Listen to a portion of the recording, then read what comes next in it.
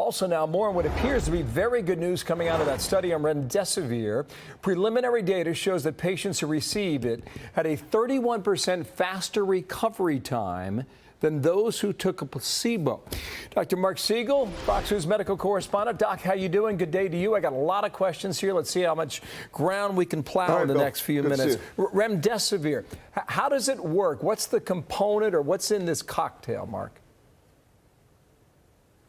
Bill, remdesivir is an intravenous drug.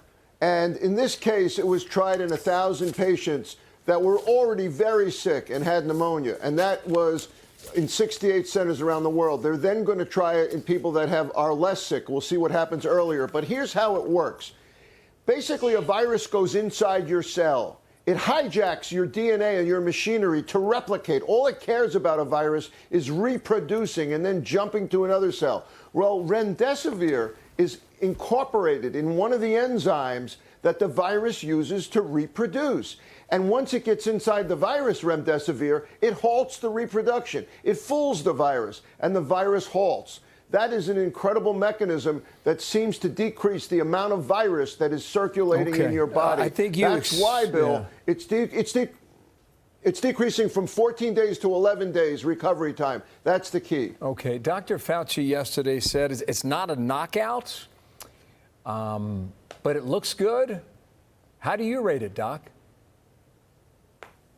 Well, I rate it in terms of virus recovery time. In other words, that difference between 14 days and 11 days is huge if you're trying to recover from a life-threatening illness. But, Bill, we need to know what will happen if you give it earlier in the game. Am I going to be able to keep people out of the hospital with it if I give it intravenously at home? Is it going to shorten hospital courses? Is it going to save lives? We don't know yet, but preliminary studies look like it may save some lives, and that's key. Okay, so in your first answer, you talked about it stops the virus from replicating in the body, which stunts the growth, which is what you want to do.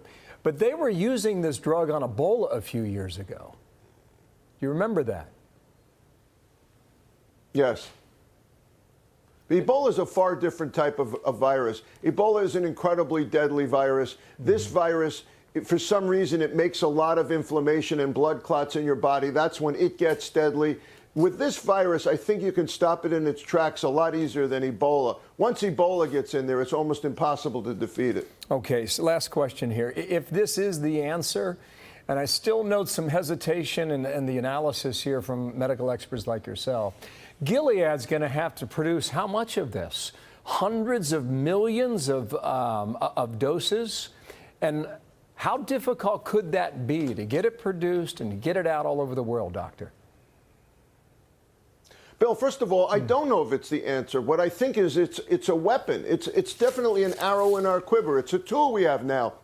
It's going to save lives, I believe. Gilead is going to start by ramping up about 100,000 treatment courses over the next month. By the end of the year, millions of courses. So they're on the way to making millions of doses of this. That's what's going to be needed. But even 100,000 doses to be used, treatment courses, is going to make a big difference. I think it's something positive here. Okay, are you giving it an A? Are you giving it a B? What are you giving it right now, Doc? We're looking for hope.